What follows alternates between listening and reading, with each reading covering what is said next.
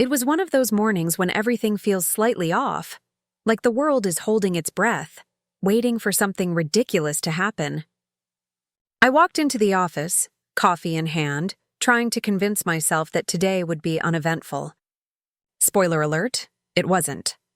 Before I go any further, welcome to Amelia Voice. I'm Amelia, and today's story is about how one stubborn manager, a ridiculous rule, and my accidental compliance ended up costing a company over $1.2 million.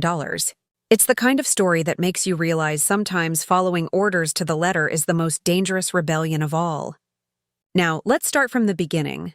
I worked at a mid-sized tech firm that loved to pretend it was a family, but in reality, it was a corporate jungle with espresso machines.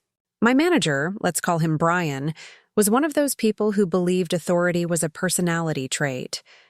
He wasn't cruel, just obsessed with control. His favorite line, one I'd heard so often I could recite it in my sleep, was, "Rules exist for a reason, Amelia. Just follow them." Ironically, he'd soon regret those words more than anyone. The stupid rule he was so obsessed with came from an outdated operations manual written years before I was even hired. It required that every client purchase order, no matter how urgent, go through a specific 4-step internal approval process that could take days. It made sense a decade ago when the company was smaller, but now it was a bottleneck that drove clients insane. I'd been with the company for 3 years, long enough to know how things really worked. Most of us quietly bent the rule when big clients called with time-sensitive requests. We had an unspoken understanding. Do what keeps the client happy, then fix the paperwork later. Everyone did it. Everyone except Brian. He was the kind of guy who'd rather lose a customer than break a rule. Unfortunately for him, and hilariously for karma, he chose the wrong moment to enforce his favorite policy. That morning, a long-term client called in panic. Their supply chain had hit a sudden snag, and they needed an urgent software license expansion to keep their systems running. This wasn't some small deal. This was a 7-figure renewal with performance bonuses tied to uptime guarantees. If we didn't act fast, they'd face a full operational shutdown, and we'd be on the hook financially. I immediately looped in the team, explaining the urgency. Everyone agreed we had to process it immediately, bypass the approval chain like we'd done before. But when I walked into Brian's office to get his sign-off, he didn't even look up from his screen. "Amelia," he sighed, "we have procedures for a reason. Follow the rule." I told him that if we delayed even 24 hours, the client's systems would go offline and they'd invoke their penalty clause, meaning we'd be responsible for their losses. He smirked, the kind of smug smile people wear when they think they're teaching you a lesson. "If the rule causes a problem," he said, "then it's the rule's fault, not ours. Just follow it." I remember standing there for a few seconds trying to decide if he was serious. Then I realized he was dead serious. So I smiled, nodded, and said, "Okay, Brian, I'll follow the rule." Inside, though, something shifted. I was tired of being blamed for fixing messes created by red tape. If he wanted the rule followed, I'd follow it exactly. No shortcuts, no bending, no favors. That was the moment I unknowingly set the stage for the most expensive compliance in company history. I filed the request through the internal system, step by agonizing step. Each stage needed approval from a different department head, and 2 of them were out of office. Normally, I'd escalate it, make calls, push things through. But this time I sat back, documented every timestamp, and waited. When the client called again that afternoon asking for confirmation, I repeated the official line, "We're following procedure." Their frustration was palpable. "Amelia, if this isn't cleared by tomorrow morning, we'll have to shut down," they warned. "You'll be breaching our service contract." I forwarded the email to Brian with the subject line, "Following the rule." By the next morning, the issue had escalated to upper management. The client's servers had gone offline overnight, triggering a cascade of penalties and SLA violations. Our legal department was in meltdown mode, and the CFO was demanding to know who had authorized the delay. I didn't need to say a word. Brian's name was all over the email chain, each message a monument to his arrogance. He tried to spin it, of course. I was ensuring compliance, he stammered in the emergency meeting. But the VP wasn't buying it. You cost us $1.2 million in penalties because you wouldn't let your team use discretion, she said coldly. The silence in the room was deafening. I sat there, outwardly calm, inwardly screaming with satisfaction. The aftermath was brutal. The client terminated their contract. The board launched an internal review of all approval processes. And Brian? He was reassigned pending further evaluation, which was corporate speak for start updating your resume. I didn't gloat. Well, not out loud. But there was something deeply satisfying about knowing that for once, doing exactly what I was told had exposed how broken the system really was. It wasn't rebellion. It was precision obedience, and it was glorious. Over the next few weeks, the company scrambled to revise its internal rules, implementing faster approval channels and emergency exceptions. Ironically, the new system looked almost identical to what I'd been informally doing all along. The best part? I got promoted to oversee the new process. That's when I realized something fundamental about corporate life. People like Brian cling to rules because they fear accountability. They hide behind policy instead of making judgment calls. But leadership isn't about blindly following. It's about knowing when to break a rule for the right reason. My mistake had turned into a lesson the whole company needed. The funniest part? A few months later, Brian actually sent me a message on LinkedIn. Something like, "Hope all's well, Amelia. Learned a lot from that incident." I didn't reply. Some lessons, I figured, don't need acknowledgement. But that was only the beginning.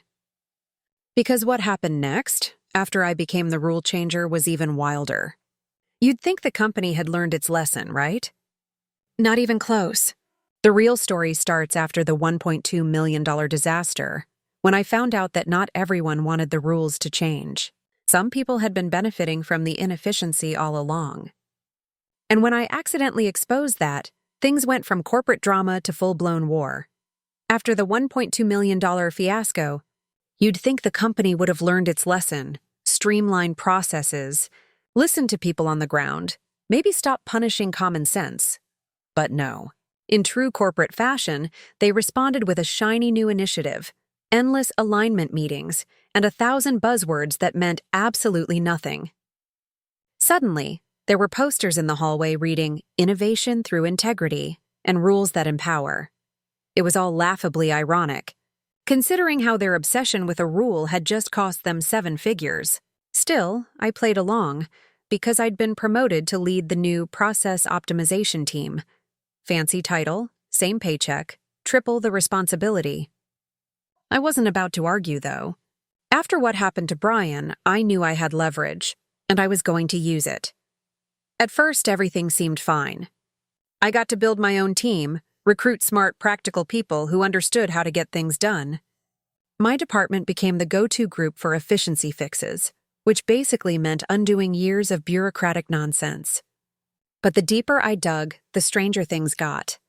I started noticing patterns, approvals that took far longer than necessary, vendors who were preferred partners but didn't deliver on time, expenses that didn't add up.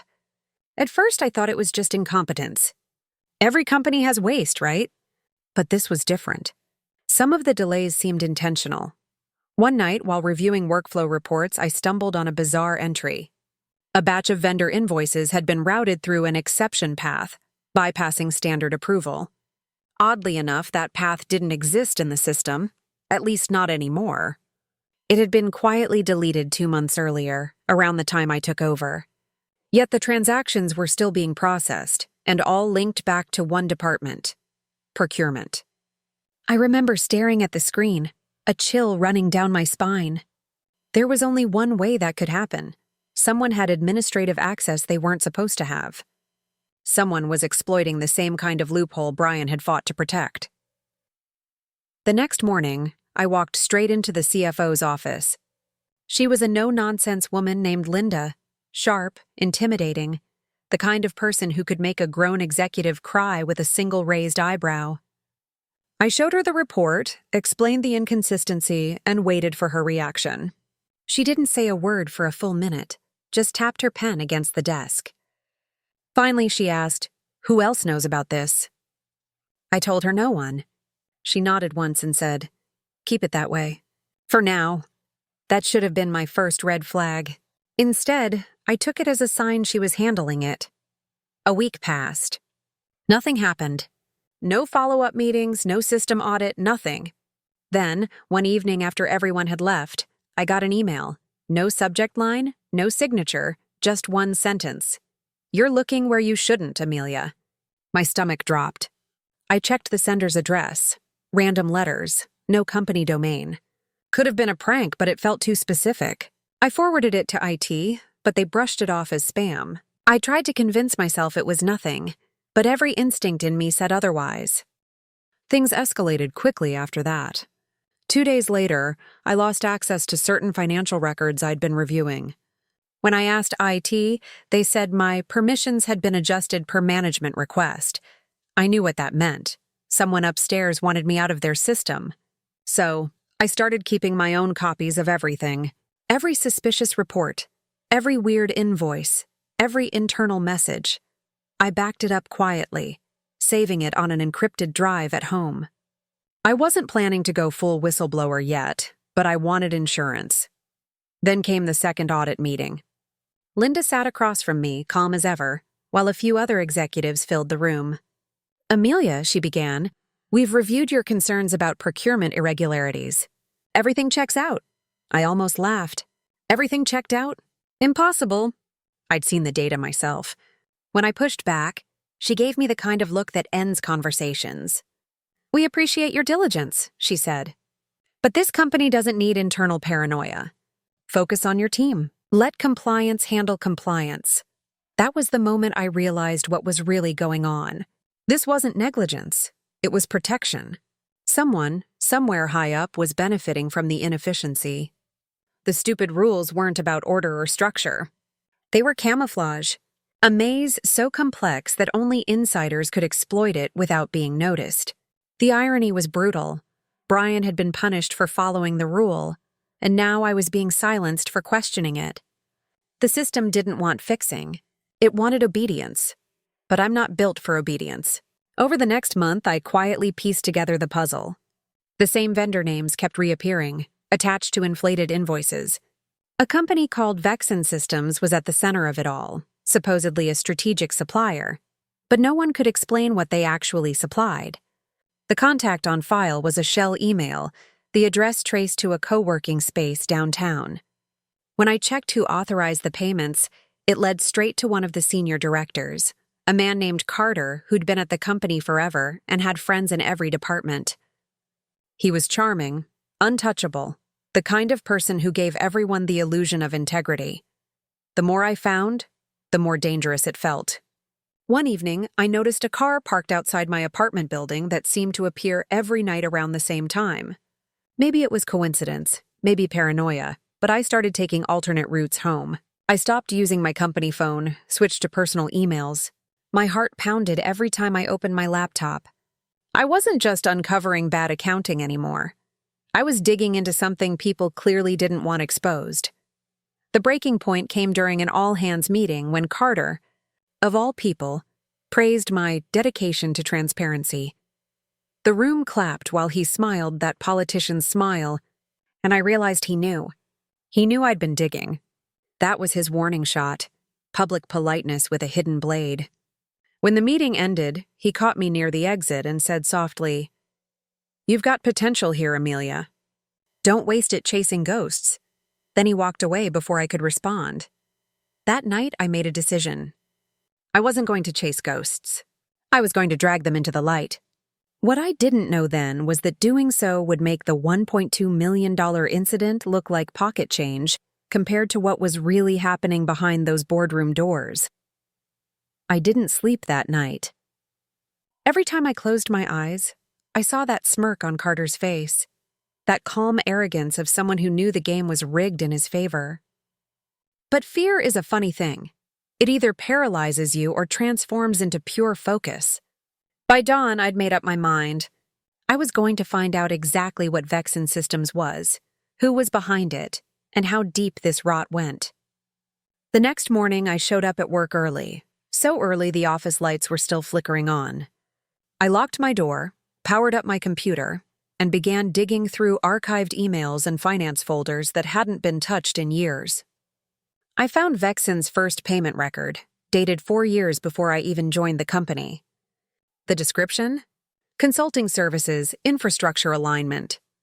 That line alone reeked of corporate vagueness. But what really got my attention was the payment authorization. It wasn't just Carter's name. There was another sign-off. Someone even higher. It was Linda, the CFO. The same woman who'd told me, everything checks out. Suddenly, everything made sense. The deleted audit trail, the missing files, the convenient silence.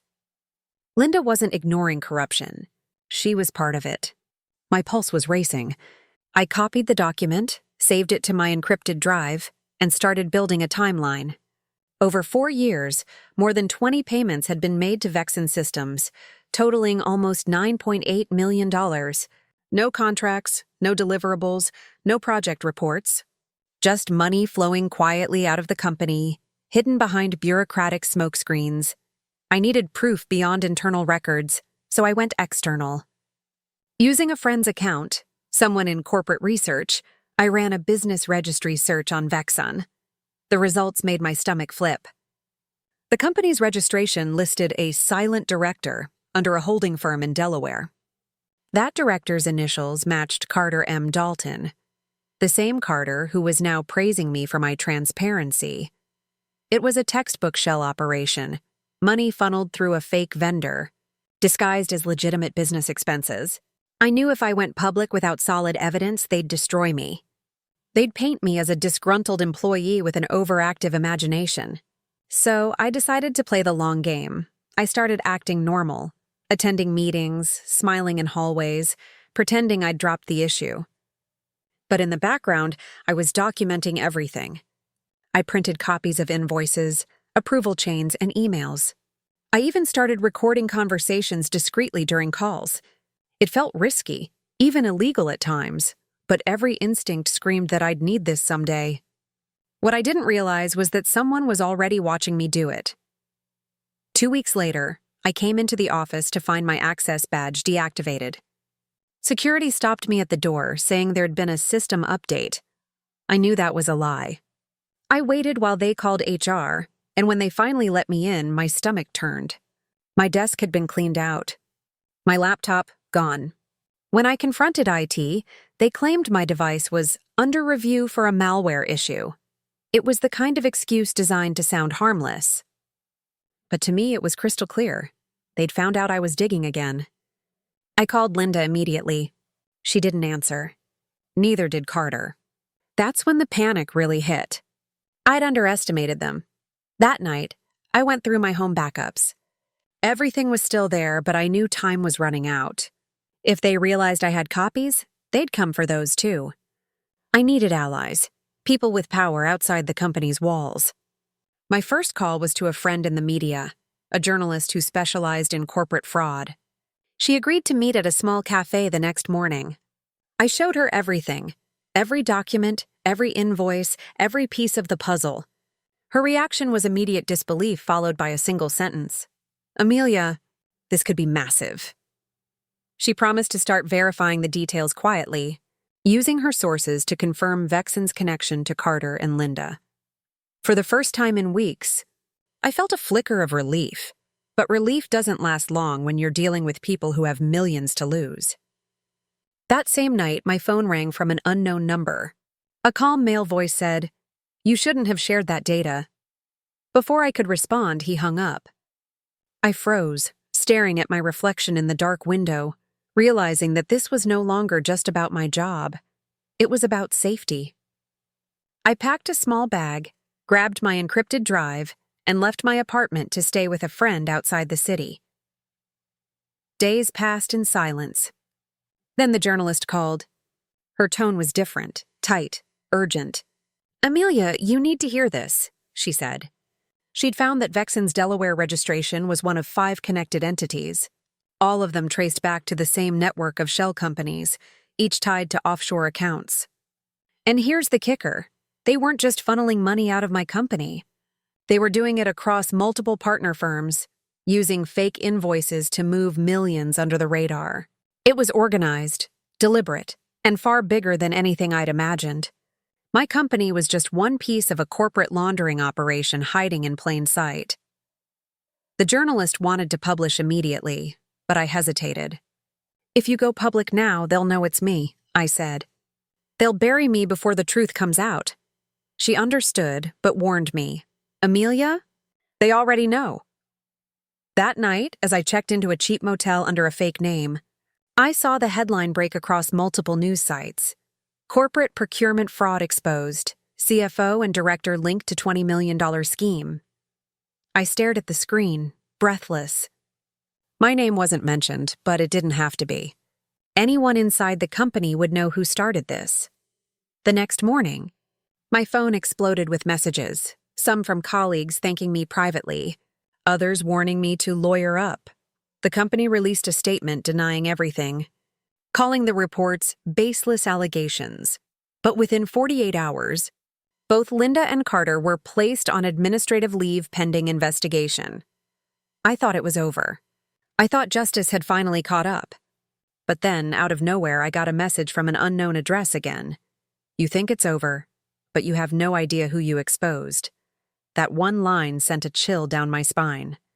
Because in the data I'd pulled, there was one file I hadn't fully opened yet, an encrypted folder with the label Partners Q4. I hadn't noticed it before because it was buried deep within the procurement archives. When I decrypted it later that night, what I found changed everything. It wasn't just Linda and Carter. There were names, board members, external investors, and even clients listed in profit-sharing agreements that made no sense. They weren't stealing from the company. They were laundering money through it.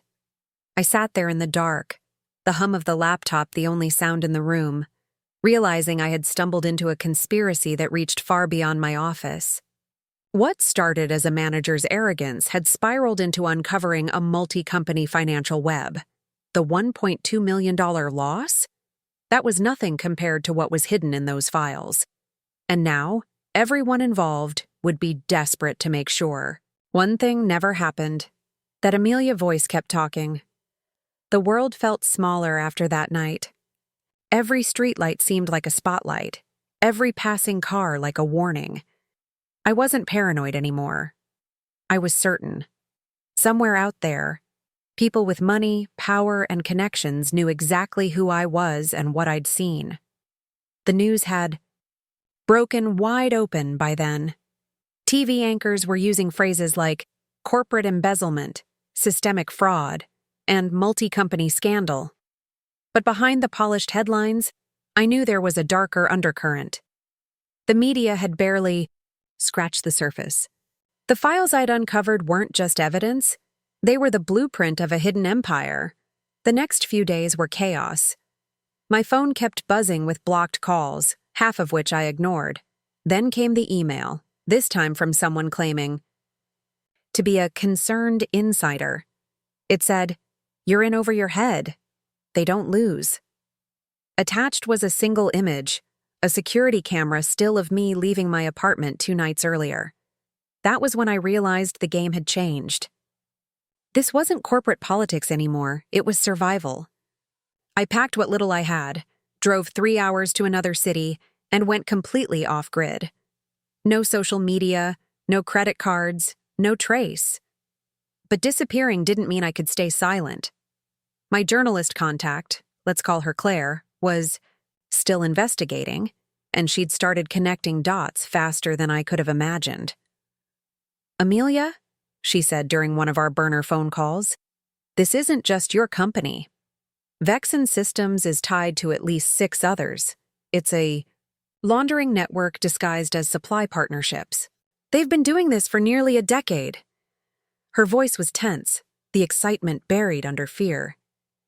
"And Amelia, some of those companies have government contracts." I froze. Government contracts meant oversight, audits, legal obligations, and yet they'd managed to slip through all of it. That kind of invisibility doesn't happen without help from the inside. Claire continued, There's more. The Delaware shell companies? They lead to an offshore trust in the Cayman Islands.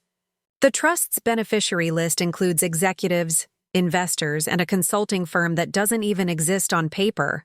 She paused. And one of the names listed as a silent advisor used to sit on your company's board.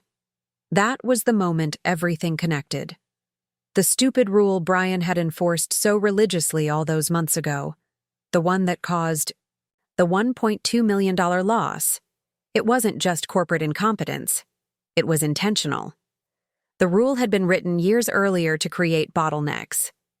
Delays and exceptions gave insiders cover to route money quietly through urgent approvals or manual adjustments. The bureaucracy wasn't a flaw, it was the system itself, designed to look clumsy while hiding precision corruption underneath. I felt sick. Every late-night meeting, every memo about compliance improvement, every speech about integrity, it was all theater. A performance to distract people like me from realizing we were cogs in a machine built for deceit. And the worst part? My manager Brian, for all his arrogance, might have actually been a pawn too. When I replayed those memories, I saw it differently. Maybe he wasn't enforcing the rule out of stupidity. Maybe he'd been told to enforce it because it protected the game. He was the perfect fall guy, loud, inflexible, easy to blame. Then, the hammer fell. The FBI got involved. Claire had passed them copies of the evidence under a protected source agreement, but the moment the investigation went public, I became a liability. Reporters started circling, some even camping near my old apartment. One of them somehow found my number. "Amelia," he said, "people are calling you the whistleblower hero. How does it feel to have taken down a multi-million-dollar fraud ring?" I hung up immediately. There was nothing heroic about this. I hadn't planned any of it. I'd just followed a rule, then followed the truth. That same night, as I sat alone in a motel off the highway, there was a knock on my door. 3 short taps. I froze, phone in hand. A muffled voice said, "Amelia? It's Claire." I opened it slowly, and she stepped in, pale and breathless. "We need to talk," she said. She'd just come from a meeting with one of her federal contacts. They think someone inside law enforcement is leaking information to the suspects. The investigation's compromised. My stomach twisted. "What do you mean compromised?" She lowered her voice. "It means they know where the data came from. They know about you." We both sat in silence for what felt like forever. Then Claire said something that changed everything. "You have one advantage. They think you've given me everything, but you haven't, right?" I shook my head. I still had the partner's Q4 folder's encrypted extension, the one file even she hadn't seen. "Then that's your leverage," she said. "As long as they don't know what's in there, you're valuable. If they find out you've decrypted it, you're disposable." Her logic was chilling but true. So, we made a plan. Claire would disappear for a while, publishing smaller pieces to keep the story alive, but never revealing the full picture. I, meanwhile, would focus on decrypting the final file. But to do that, I needed help from someone who knew how to bypass serious encryption. That led me to Marcus, a cybersecurity specialist who'd once worked for our company's IT department before being fired for insubordination. Translation, he'd probably known too much. When I reached out, Marcus didn't sound surprised. "I figured you'd call eventually," he said. "Word on the street is you stirred up a hornet's nest." We met in an abandoned co-working space downtown, laptops glowing in the dim light. I handed him the encrypted drive, and he got to work. It took 3 days. On the 4th night, just past midnight, he leaned back and said, "You might want to brace yourself, Amelia." The file opened, and what I saw didn't just connect dots, it redrew the entire map. There were internal communications between executives and external contractors, encrypted financial ledgers, and worst of all, evidence of political contributions made through the shell companies to manipulate procurement policies at the federal level. It wasn't just corporate fraud anymore. It was institutional corruption. The same people who wrote the rules were profiting from the chaos those rules created. Marcus stared at the screen, then at me. "This isn't just a company scandal," he said quietly. "This is national." And that's when the power in the building cut out. The screens went black. Silence. Then, from outside, headlights flashed through the glass. Marcus jumped up, rushing to the window. "Amelia," he whispered, "we've got company." That was the moment I realized something terrifying. The truth I'd uncovered wasn't just dangerous, it was radioactive. And the people trying to bury it weren't done yet, not even close.